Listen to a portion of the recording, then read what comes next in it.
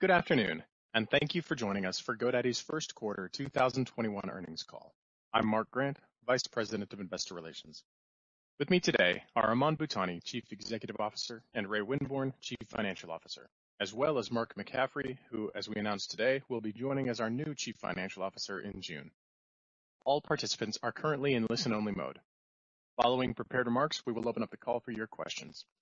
Given Mark will not be starting as CFO until June, Aman and Ray will be answering all questions related to strategy, operations, and financials, while Mark has made himself available for any questions regarding his background and skill set. If you would like to ask a question on today's call, please use the raise hand feature in the webinar to be added to the queue.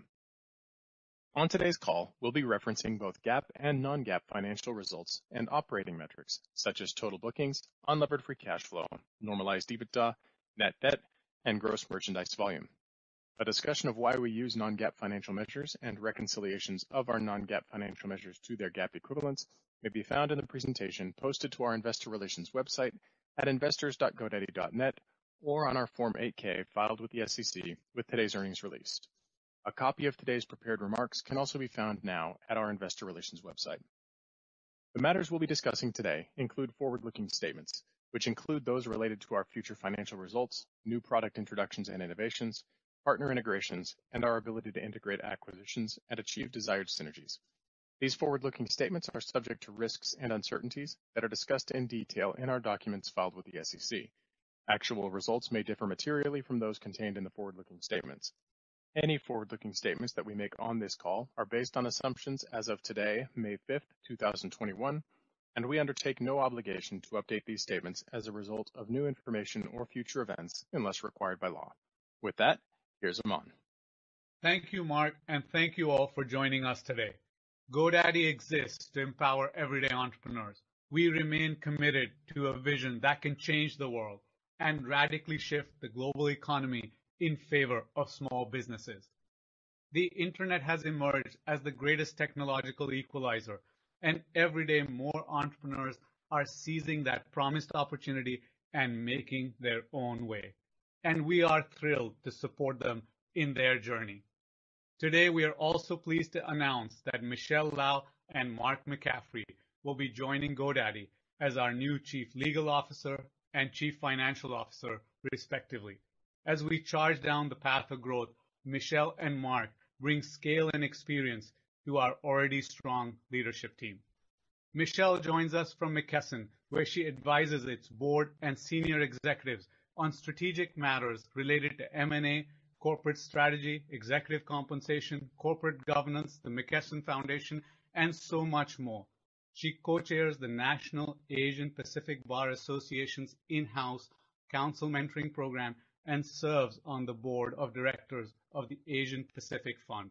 Michelle is talented and humble, experienced and curious, a strong cultural fit, and will no doubt take us to the next level. Mark joins us from PwC, where he led the U.S. technology, media, and telecom sector. Mark is a visionary and a strategic leader who has developed a breadth of expertise, not just in finance, but across all of software and technology. He is a thought leader in the industry and brings the depth of understanding that GoDaddy needs to wisely invest and drive growth. One of the things that appealed to me about Mark is that he has been a strategic partner, directly advising CEOs and CFOs of the world's greatest tech companies through important transitions. We are confident that Mark will be a fantastic addition to the strategic leadership of the company, and together we will do great things. We wanted to take this opportunity to introduce Mark to you. Here's Mark. Thanks, Aman. I'm very excited to be here today. GoDaddy has an incredible history of empowering small businesses and delivering great value for its customers. I was obviously attracted to the vision and mission of the company to radically change the global economy in favor of small businesses, but there is so much more to it. The more I learned about Aman's strategic vision, the more I wanted to be part of what's coming next on this journey. I'm thrilled to be joining such an accomplished leadership team and even more excited about what we're going to build in the future. I'm anxious to dive in, and I look forward to meeting with many of you on this call in the coming months. Thank you, Mark. Both Michelle and Mark have connected very well with the existing leadership team, and it is going to be fun working with them. We are grateful to have been in the position where a broad and diverse set of candidates were attracted to the GoDaddy story. And true to our commitment to velocity, we moved quickly and with purpose to fill the large shoes our existing leaders are leaving behind. Talking about moving quickly, our customers move quickly too. Our core focus has been about accelerating the velocity of innovation at GoDaddy. Ambitious goals and big ideas supported by operational discipline in the form of experimentation, both large and small. Last quarter, I talked about 3 priorities for the year: commerce powered by our growth in presence, our focus on pros, and our domains business. With 4 consecutive quarters of accelerating bookings growth, today I'm delighted to share that in the last few months we have brought to market new capabilities in all 3 of our priorities. Our top priority this year from a product perspective is commerce. As more and more of our customers are coming online with the explicit intent to sell products and services, we are rapidly innovating to meet those needs. Following our acquisition of Point in February, we have hit the ground running. We are live in market with payments functionality for WordPress and a beta launch of a seamless payments experience in Websites + Marketing is coming in a few weeks. And our teams are running in parallel, getting payments to market while continuing to make significant progress towards our true end goal, a holistic omni-commerce solution purpose-built by GoDaddy for the everyday entrepreneur to be launched this year. While we plan these significant improvements, our customers continue to succeed on our platform, with GMV for Websites + Marketing and Sellbrite growing 100% year over year in Q1. Websites + Marketing commerce subscriptions also continue to stand out, increasing more than 70% year over year, demonstrating the preference of our customers for our seamless and intuitive experience. We continue to see strong growth in Websites + Marketing overall. Our customers look to us for help attracting their customers to effectively market their products and services. The Plus Marketing side of the suite is critical for customers, and I wanted to share 4 incredible new features to help our customers do exactly that and do it in a simple way. First, we're excited to announce the launch of Facebook Boosted Posts, empowering GoDaddy customers to create and manage simple advertising campaigns on Facebook from within Websites + Marketing. Our seamless and intuitive experience eliminates duplicated effort for our customers, and we take it further for them. With one click, our customers can turn their social media posts into email marketing campaigns. Second, through direct API integration with Instagram, GoDaddy customers can create, edit, post, and engage on Instagram directly from their Websites + Marketing dashboards. Customers love this capability, and we saw a 63% increase in account connections and a 22% increase in weekly social posts after we introduced this feature. Third, we have a lot of service-based customers like personal trainers or accountants, and they have unique needs. We launched a new online appointment social composer, which enables them to create posts to market their business and drive appointment bookings on their website through their social media channels. The result, customers who use the social composer saw an average order per site and an average GMV per site increase by 20%. Last but not least, our brand is built on guidance, and we have been working hard to bring guidance online. Recently, we embedded guidance directly into the editor. This personalized action plan leverages data from millions of websites and provides our customers with their next best action. About 20% of Websites + Marketing customers have already engaged with this tool, and we saw an 86% increase in publication rates among those that did. Websites + Marketing has grown into a suite of products with capabilities that help customers succeed in all digital channels. We continue to get the product out to as many customers as possible with freemium, with marketing dollars, and customers consistently tell us they want more. Moving to our second priority, pros. We're pleased to share that last week we hosted Expand 2021, our first ever conference for web designers and developers, or GoDaddy Pros. We created Expand to bring together the pro community and share best practices and tools that will help them scale their business, get work done more efficiently, and keep clients happy. We had thousands of pros sign up for the event, and early feedback is they absolutely loved it. Pros prefer the WordPress platform, and its success is clear from its market share gains. GoDaddy is committed to our pros and to WordPress. We have a lot to offer pros, and I wanted to highlight a couple of recent releases. The first is the public beta launch of a new WordPress editor, optimized for ease of use and simplicity, making site building in WordPress easier than ever. We've been rolling out the new editor to new users quickly over the last couple of months. About half of the new users globally are now starting with the new editor, and early indication is that their level of satisfaction is nicely higher than customers using the regular WordPress editor. The second is the Pro Hub. We talked about the launch of the Hub last quarter, and now thousands of pros are using it and using it frequently. Our target is to have over 300,000 pros enrolled and actively using the Hub by the end of the year. This is unique functionality for pros available for free, and every week the team launches new features and capabilities. The opportunity with pros is huge. We're putting initiatives in place that will help us drive value for this important customer segment for many years. And we're equally excited about the value created for GoDaddy and its shareholders as we tap more meaningfully into this market. Moving on to domains. Last quarter, I shared with you the acceleration of velocity we are seeing in experimentation in our domains business and the innovation it is driving for our customers. The acceleration is a function of focusing on the customer needs, and when we provide customers with better products, they reward us with high engagement with our products and higher revenue. It started showing up in our numbers meaningfully last quarter and accelerated in Q1. The result in domains demonstrates the opportunities that exist for GoDaddy even in its most mature business. We are a two-sided marketplace for domains, independent customers on one side and domain investors on the other.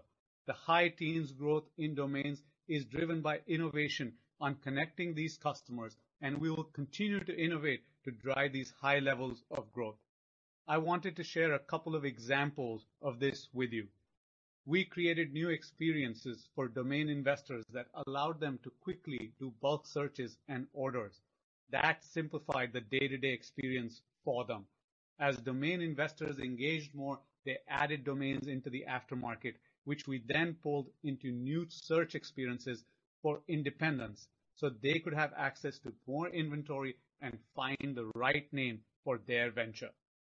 We also did the reverse. We give independent customers an easy way to list their domain in the aftermarket, a way that was seamless and custom built for them.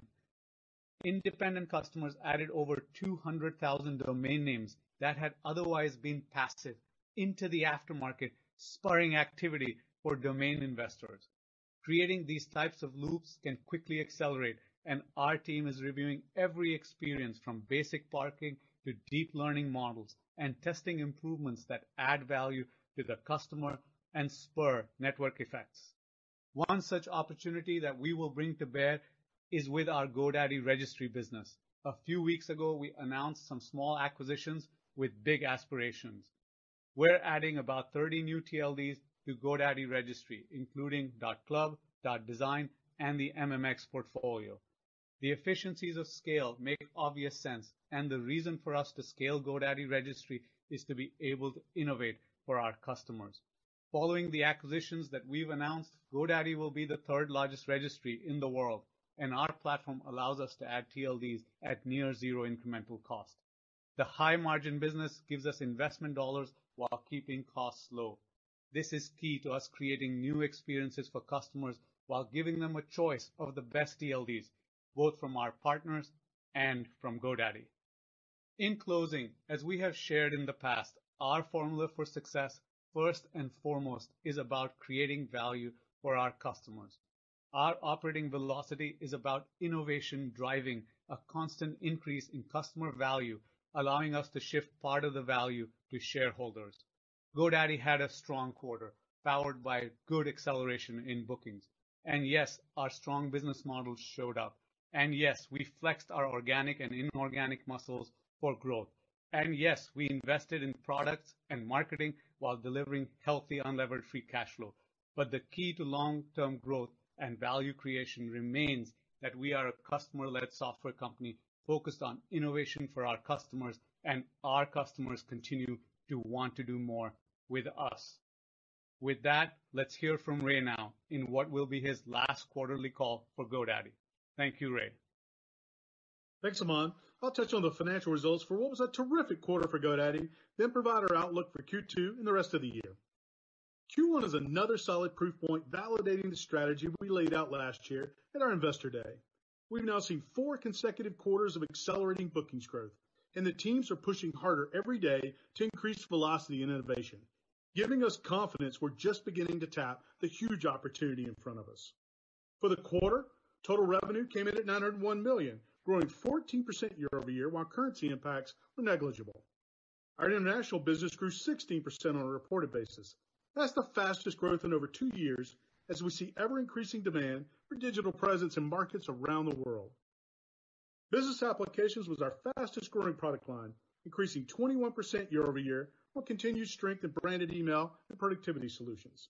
And domains was not far behind, growing 19% on the heels of the experimentation efforts Aman talked about earlier. We continue to see stellar growth in aftermarket domain sales. With over 20 million domains listed, GoDaddy operates the largest and most active domain aftermarket in the world, and it now contributes roughly 10% of total revenue. We also continue to see strength in primary domain registrations and strong product renewal rates. And finally, hosting and presence grew a little over 4% in the quarter. This line continues to reflect headwinds from the GoDaddy Social product due to the elimination of the outbound sales motion last June. Putting some context on that impact, excluding GoDaddy Social from both periods, growth in hosting and presence would have been high single digits this quarter. We marked a major milestone from a scale perspective this quarter. For the first time ever, GoDaddy's reporting quarterly bookings of more than $1 billion. Bookings rose 14% year over year with a point of currency tailwind. Strength was broad-based across products and geographies, with domains seeing the most upside. Gross margin came in at 64% in the quarter. As we've shared with you in the past, there are many variables that can impact gross margin in any given quarter, but product mix is one of the most important. Outsized growth in domains impacted overall gross margins this quarter, but we remain within the mid-60s range we've always pointed to. More importantly, we're pleased with the gross and gross profit dollars generated by the top-line outperformance this quarter. Both G&A and tech and dev expenses accelerated this quarter, primarily related to acquisition expenses pre- and post-consolidation. Importantly, our acquisition of Point in February required us to account for some of the acquisition price as GAAP operating expenses, which we call out in the reconciliation tables in the press release and slides. Excluding these non-recurring expenses, tech and dev expense would have been lower by $29 million, but still up nearly 20% year over year as we press to accelerate product development. We also continue to invest in marketing to capture strong demand in the market. The net sum resulted in normalized EBITDA of $192 million in Q1, representing growth of 17%. Moving to cash flow, unlevered free cash flow for the quarter was $268 million, growing 14%, partially from lighter CapEx spend this quarter that should even itself out over the remainder of the year. Now on to the balance sheet. We finished Q1 with $1.3 billion in cash and total liquidity of nearly $1.9 billion.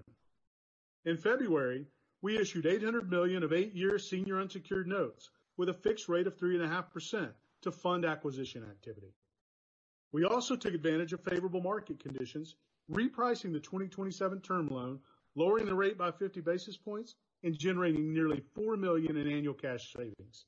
Net debt stands at $2.7 billion, below 3 times net leverage on a trailing 12-month basis, and near the midpoint of our targeted range of 2 to 4 times. And we have no significant debt maturities until 2024. Additionally, we repurchased 3.5 million shares of our common stock through today for an aggregate purchase price of $276 million, or an average price of just under $79 per share. These repurchases represent a 2% reduction in fully diluted shares outstanding. We also announced that our board of directors approved a new share repurchase authorization to acquire an incremental $775 million of our common stock, bringing the total repurchase capacity to $1 billion. GoDaddy has a highly resilient recurring revenue model and a strong balance sheet. This enables us to execute against a number of priorities, as you saw this quarter, including investing for organic growth, acquisitions, and share repurchases. We remain confident that we have the liquidity and flexibility to pursue multiple capital allocation priorities in pursuit of long-term growth and free cash flow per share. With that, let's turn to our outlook. Given the strong pacing of the business, we're raising our guidance for full-year revenue to $3.75 billion, or 13% growth. And we're also raising the outlook for unlevered free cash flow to $955 million, or 16% growth. With respect to investment cadence, we're seeing good returns on marketing spend and plan to continue at similar levels of investment to drive growth. We also expect continued tech and dev investment as we push on the velocity and scope of product development, including the launch of an omni-commerce offer. These investments will be largely offset by the operating leverage we're seeing in customer care and G&A. For Q2, we expect total revenue of approximately $920 million, or 14% growth year over year, with high teens growth in domains and business applications and high single-digit growth in hosting and presence. Note that this updated guidance reflects $20 million of revenue and $20 million of unlevered free cash flow dilution from the Point acquisition, and does not incorporate the impact of any of the recently announced registry deals. We continue to expect Point to contribute more than $150 million in incremental bookings to our commerce solution in 2023. In closing, 2021 has been strong out of the gate, exceeding our expectations, and we're not done yet. We're playing offense in a world where a digital presence is now table stakes, and commerce continues to evolve quickly. GoDaddy will lead in this space by providing differentiated customer experiences, growth opportunities for its employees, and creating significant value for shareholders. With that, we'll have Christy Maishner from our IR team open up the call for questions. Thanks, Ray. As a reminder, if you would like to ask a question, please use the raise hand feature at the bottom center of the webinar screen to be added to the queue. Our first question comes from the line of Sterling Auty from JP Morgan. Sterling, please go ahead. All right, great. Can you hear me okay? We can. All right, Ray, congratulations on finishing up your tenure at GoDaddy on such a high note. But I am wondering how happy Mark is with you raising guidance before you step out the door. Thanks, Sterling. I appreciate it. It was a fantastic quarter. Happy with where the business is, the trajectory of it. So maybe you can help us on a couple of fronts. I think maybe the one that still drilling in, you mentioned the headwinds in hosting and presence. When do those headwinds abate? And where logically should the growth in that business go as it kind of gets back to a more normalized run rate? Yeah, thanks for that question, Sterling. It's one we get pretty commonly. As I mentioned in the prepared remarks, ex-social, the hosting and presence line grew in the high single digits in the first quarter, and the guide on a forward basis is continued growth in that range. Rest of the year obviously implies an acceleration as you move through. Gosh, we've been super happy with what we're seeing in those subscription software products that we've talked about. And we really did start to see continued strong growth there. Aman highlighted a lot of the progress we're seeing from a commerce perspective, so there's upside from here. The fact remains that traditional hosting and security products still make up a large percentage of that line item. I think the thing as an investor we should look at and remember is that these products are critical to the success of our partner audience, right, who serve entrepreneurs. And while they're a little slower growing, they are super stable businesses. They're cash generative, and they support the investments we're making in those software-centric offerings like Websites Plus Marketing, like Managed WordPress, Over, Sellbrite, and now with the introduction of omni-commerce later this year. All those investments are being funded by this. And so the create and grow phase of the customer journey, we've highlighted this, and you'll see it in the investor deck, right? That's a $175 billion TAM. Huge opportunity for us. As these offerings continue to scale, we add capabilities, we do expect that to be a tailwind to the hosting and presence growth as we move forward. That makes sense. And then maybe one follow-up on the domain side. With the new mix, with the registry operations in there, no longer does this look like a segment that's going to grow in line with customer growth the way that it's been articulated in the past. How should we think about the sustainability of what type of growth rate in domains as we move forward? Hey, Sterling, this is Aman. Maybe I'll start and Ray can jump in. This story here, and of course there's, growth from the primary market. We're seeing sort of new demand customers coming in, but the outsized growth in the aftermarket as well. And there's good demand there, but the real story here is about innovation, right? We want to increase the pace of innovation at the company. We've put that energy into the domain side, and you're seeing the results of that. As we continue to improve the product, we've seen more inventory, basically more domains going to the aftermarket, and on both sides, independents and domain investors sort of taking advantage of that. Our view is that we'll continue to innovate, to look for opportunities sort of under every rock to improve the customer experience. And, the innovation will continue to drive growth for the company. In terms of sustainability, we like to think that we're making changes that make the growth durable. But of course, we've said before that we started to see some goodness in Q4 of last year. So we're going to have to continue to innovate to sort of continue to drive growth. So I'll turn it to Ray to add a bit more color. Yeah, just adding a little bit to that, Sterling. You can think of the driver of that 5 points of sequential acceleration in the domains line item as being a lot of the aftermarket, right? So Aman mentioned we feel good about the systemic changes we're making in the product, in the flows. So we do expect the dollars to continue to drive meaningful growth as we move forward. That said, we do anticipate the domains growth rates to moderate to the low double digits rate by the end of the year. Understood. Thank you. You bet. Our next question comes from the line of Jian Li from Evercore ISI. Jian, please go ahead.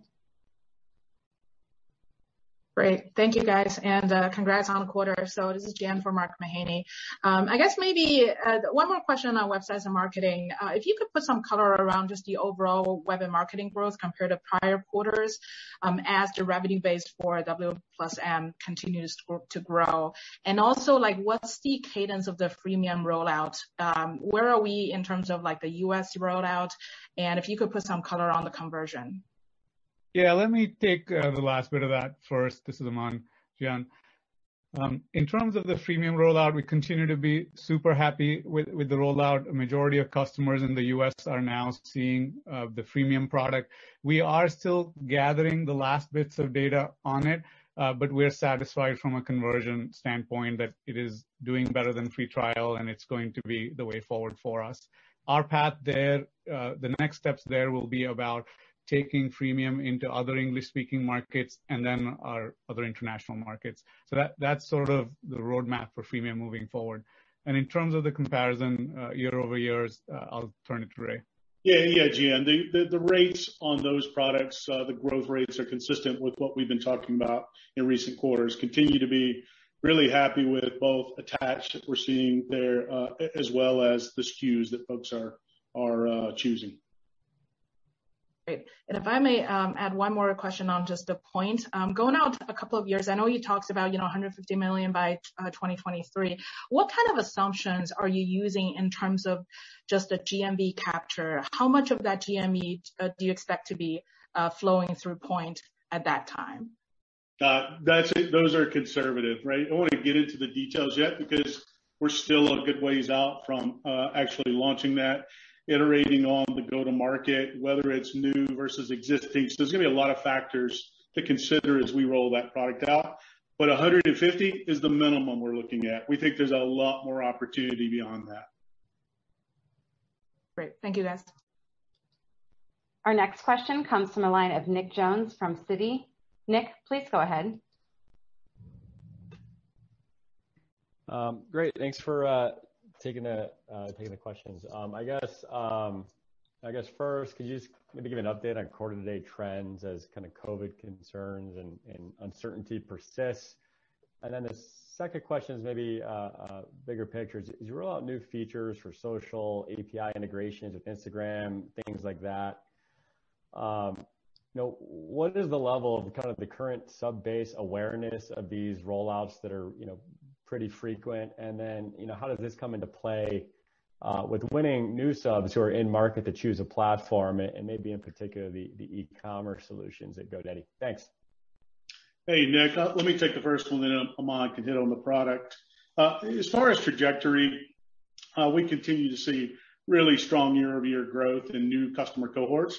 That's both in the number of customers and in the absolute dollar value of the cohort. If you look at the first quarter cohort, it's comparable to what the sizes we were seeing in Q2, Q3 last year when the COVID demand surged. We are seeing differences in demand around the world, just like we have for the last year, but the numbers are still really strong, as you can see in the results and in the guide. And this is consistent with what you're seeing in a lot of the other external data points with respect to small businesses, including, still a real robust new business formation in the U.S. in particular. The Q2 guide that we put out there, as well as the full year, is what we see with respect to current trajectory.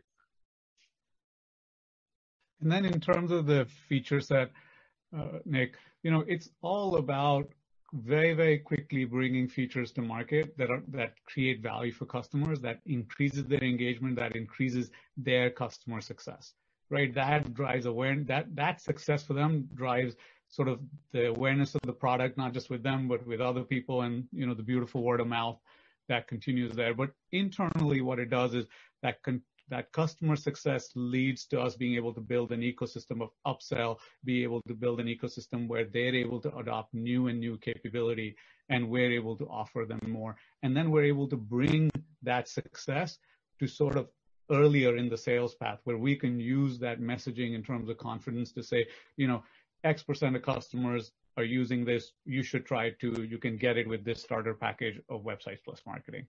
Hopefully that answers a little bit of, I think, the question that you were asking. And there's just a ton of opportunity for us to drive awareness about our product. I look at a lot of research where customers are just surprised to see how simple and intuitive and kind of powerful Websites + Marketing is for their needs, but they just didn't know that it existed or that it did XYZ. And us continuing to launch those features, just makes it very, very big. And then quick mention on the pro side, this is why we did the Expand program. We have a new editor in play for WordPress. We've launched the hub, and we've got to get word out there that GoDaddy is bringing to the table new feature set functionality, a huge amount of it for free that can really make life easier for the pros. And, so far they're liking what they're seeing. Great. Thank you. The next question comes from the line of Trevor Young from Barclays. Trevor, please go ahead. Hi, thanks for taking the questions. Can you comment on how you think you can monetize the boosted posts for Facebook as well as the Instagram API? And do you have any preliminary stats on customer adoption? And then, Aman, you had noted targeting, I think, 300,000 pros enrolled in Pro Hub by year end. That's probably about 20% penetration. Where do we stand today, knowing that it's still very early days, and just what's going to drive that adoption? Thanks. Yeah, it's super early days, and I mentioned a couple of metrics for some of the features, where we have a little bit more data, and no doubt for things like boosted posts and others, we'll see, I think, really, really good engagement from our customers on those. In terms of engagement with the hub, the 300,000 number comes from looking at our base of customers. As you know, we have 1.5 million pros on our platform, which is just a massive number. But to engage them at a much deeper level, what we did is we segmented those customers and we said, look, here are the types of subsegments within those that could really benefit from a tool like the hub. And those are the customers we're targeting. You're going to see us sort of reach out to them with sort of innovative marketing solutions that bring them to the hub, that allow them to try tools, and then sort of add value to it every week. Literally, every week, every other week, put something out there so that, if you go to the hub today, for example, one of the things we have out there is more data for them, for their websites that we're capturing. And you'll see some data set, and then you'll see right in front of it coming soon, on the next thing, so that they feel that velocity of change, that they feel that, okay, I'm seeing this today and I'm going to have something in a week or two and I need to come back to get it. So that's the type of loop we're trying to create to bring 300,000 folks into the hub. Hey, Trevor, when you think about monetization on those Websites Plus marketing capabilities, right, we're focused on delivering that customer value first, then we'll get to monetization once we've gotten that closer to scale. Great. Thank you both, and congrats, Ray, on leaving on a strong mark. We appreciate it.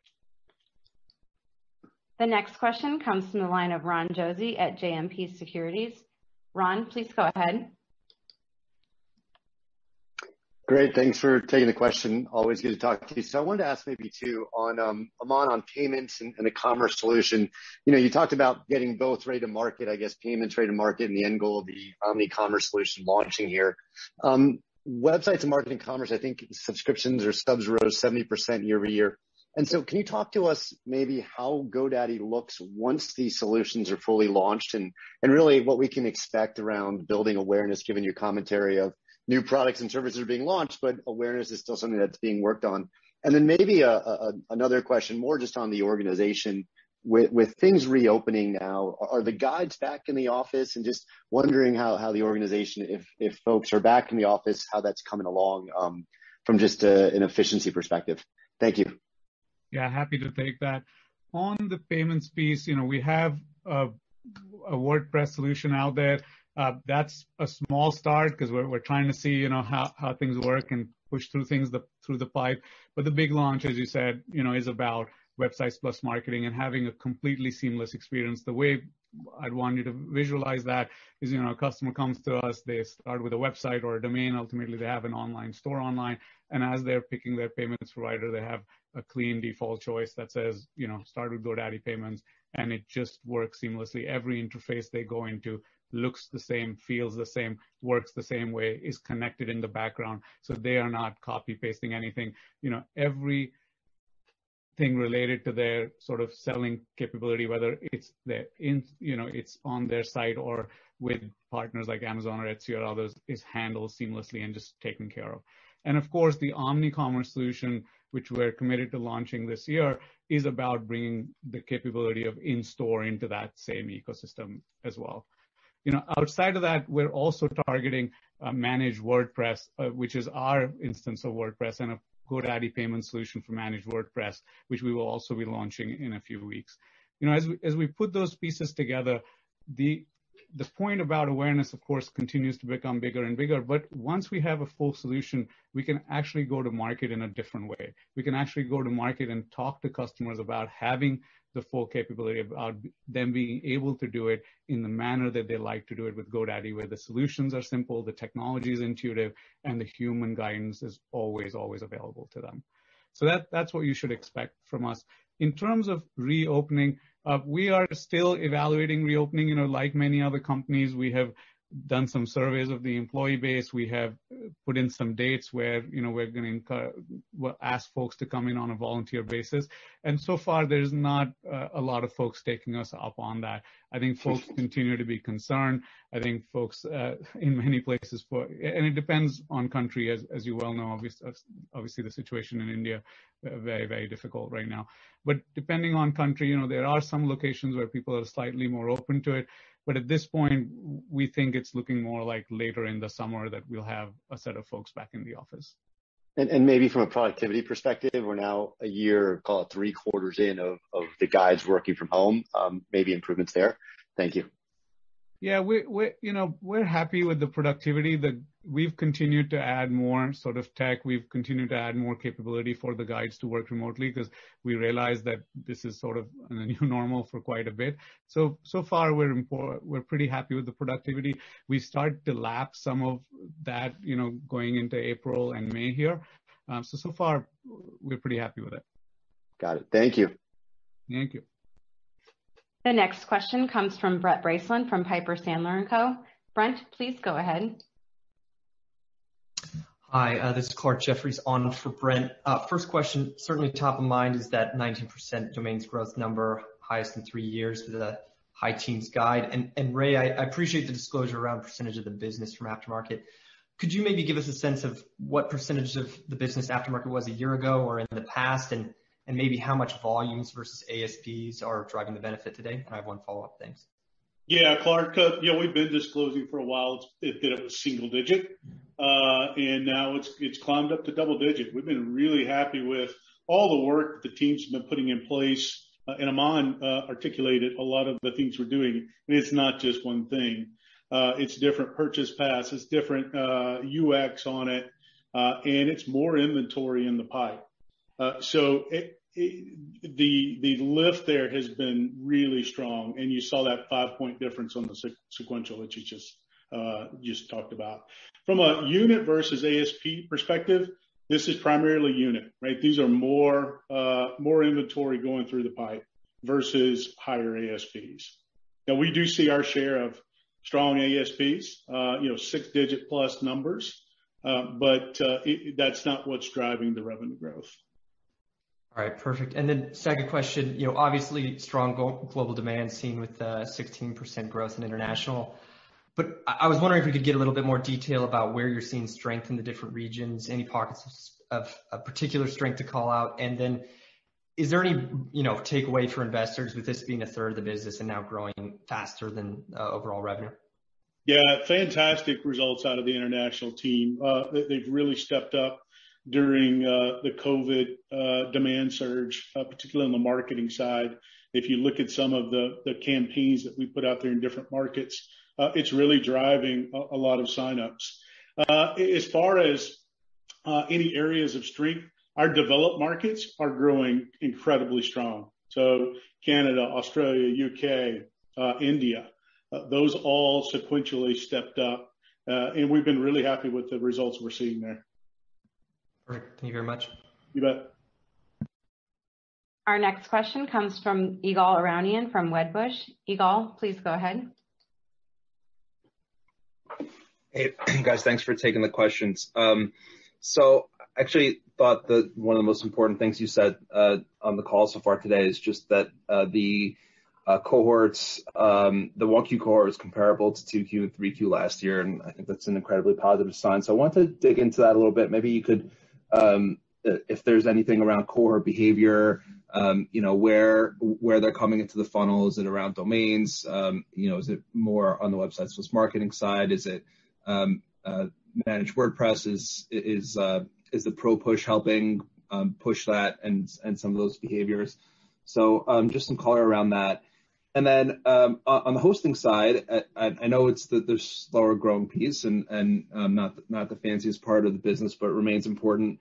Are there opportunities to grow that business? And are you seeing pressure there from the larger cloud providers taking share in the market, or do you guys not really play in the same ballpark? Hey, Ygal, thanks for the question. On the cohorts, as Ray said, Q1 came in as a strong cohort and definitely behaving similar to the Q2, Q3 cohorts that he talked about. I think overall, it's great customer numbers. They're coming in through similar channels. As an example, you talked about pros.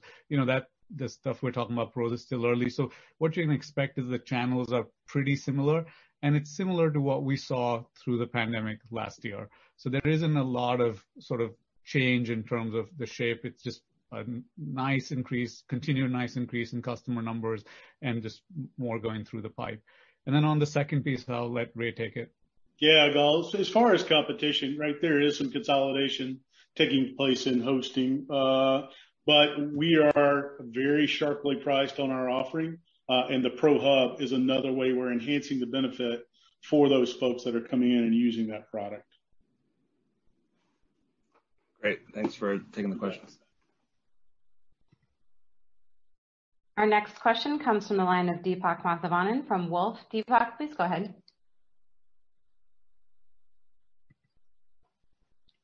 Deepak, please unmute your line.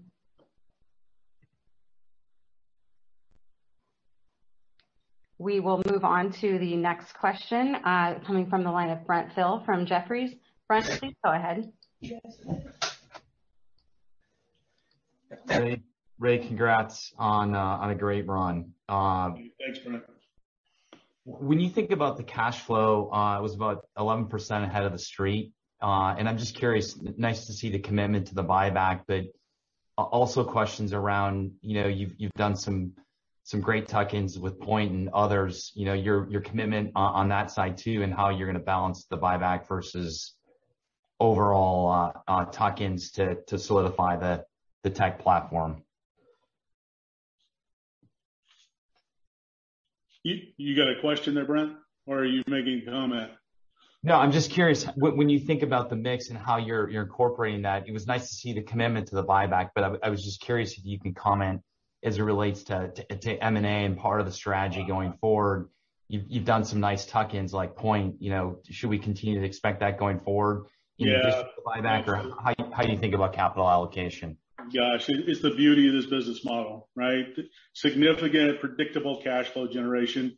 We can execute across all of the capital allocation priorities, right? Whether that's organic, M&A, and share repurchases. To your point, we've made a string of acquisitions over the last 18 months that have added significant product capability, some incredible talent, and some strategic optionality when you think about registry and that verticalization there.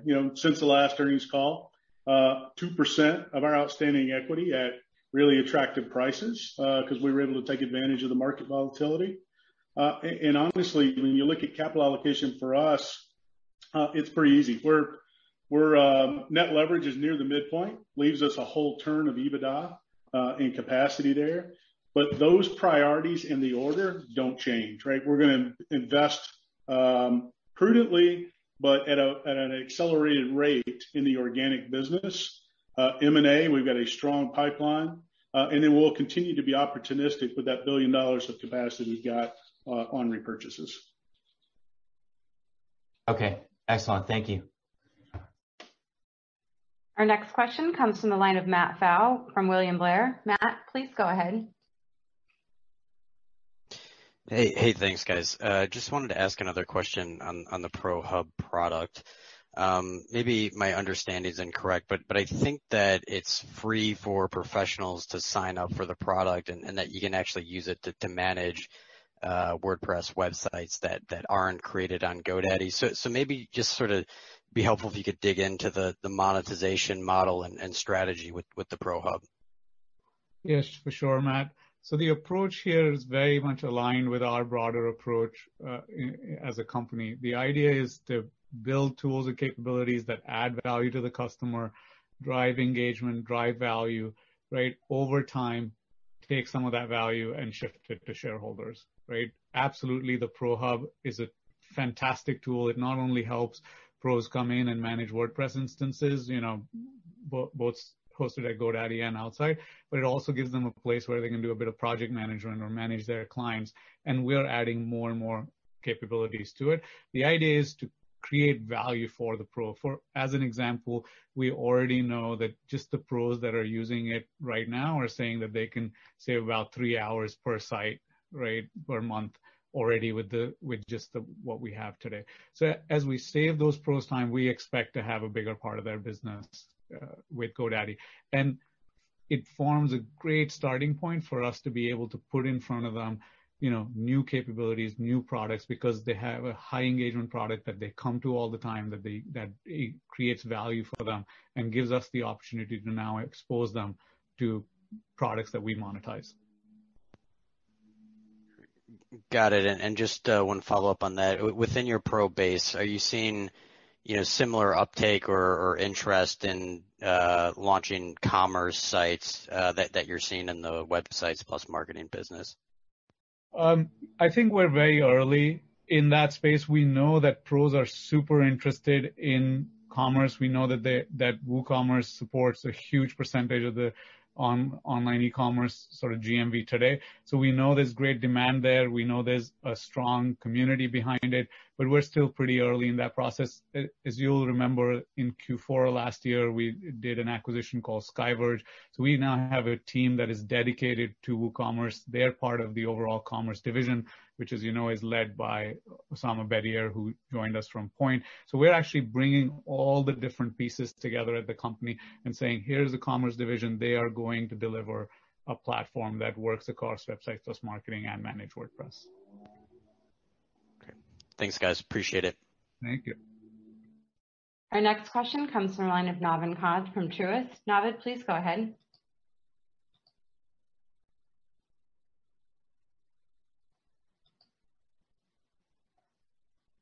Yeah, hi. Thanks for taking my question. Just curious to know if the 70% growth in the Websites + Marketing and Sellbrite is comparable to what you have been saying in the last 3 quarters, or is that a pickup or about the same? And also maybe if you can give some color on the mix of e-commerce packages within that would be great.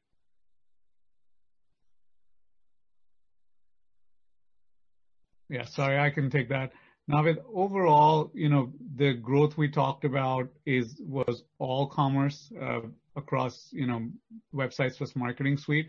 So that grew 70% year over year. And it's, if I remember right, about consistent with what we've talked about. We've consistently seen that SKU grow, faster than the other SKUs. And I think it matches the demand we have in the market today, right? Customers are coming online. They're looking for an online store. You also saw us shift, I think I talked about it in the previous call, some of our merchandising where you come to the homepage of GoDaddy, and unless we already know you and personalize it, what we put right in front of you is the ability to build an online store with Websites + Marketing. In terms of the percentages, going into the commerce SKU versus others, broadly in line with what we've talked to you about, it continues to be the product the customers are excited about. It continues to be the product that we're putting a lot in. And it's not just about product commerce, as I talked in my prepared remarks. We're doing more and more for services commerce customers as well. And their needs are unique and different. What they're looking for is tools that help them do the online appointment and sort of, things that go along with that. So, overall, I would say the similar trend, but hopefully that little bit of color helps. Oh, that's helpful. And maybe a quick follow-up. On the payments front, at what point do you think maybe you can start to maybe share some numbers that that you think you can be generating, maybe either in the back half or maybe for 2022? And also with respect to your own expectations, how are you tracking with the launch of or integrating Point into the online packages? Yeah, we continue to be very happy with the Point integration. We're moving very aggressively the products that we're building and testing right now. And as I said, we've got something out there for WordPress already, and you'll see more from us in Websites + Marketing within a few weeks. From my perspective, they look fantastic. It's exactly sort of the seamless, intuitive experience that our customer base needs, and we're absolutely excited about providing that. We're still on track to provide an omnicommerce solution this year. Our teams are working in parallel and burning the midnight oil on that. We are all super excited about it. We think it's going to make a difference in the market, and bringing sort of in-store, online, and platforms, Amazon, Etsy, all of those sales together in one place, bundled with commerce, with payments, and honestly, more opportunities coming right behind the invoicing and others. We think it's just fantastic. But overall, in terms of talking about numbers, a bit too early. As Ray said, we have a number out there for 2023, and we think it's conservative because we really think the opportunity is very large. Makes sense. Thank you. Thank you. Our next question comes from the line of Frank Volpe from Wolfe Research. Frank, please go ahead. Hi, everyone. Frank Volpe here for Deepak. Congratulations on the great quarter. Just wanted to ask, about the registry business. Obviously acquired more extensions. Before you spoke a lot about innovation being central to your strategy. I'm just curious, if you could highlight kind of which innovations you're most excited about. as well as how we should think about timing for building that business to get larger. Yeah, one of the things we realized is, to innovate, we needed a bit more scale in that business. We need more TLDs. We need to be able to give the customer more choice. So what you see here is us adding a bit of scale, and of course there's some financial advantages to that too, but adding a bit of scale so that we can really drive a more innovative experience for our customers. Believe me, we're doing some small things there, and as soon as we have something that we're super excited about, you guys will hear about it. Hey, Frank, when you think about those TLDs we picked up, right, those are either owned or perpetual contract TLDs, meaning zero incremental cost. Got it. Makes it easy to innovate.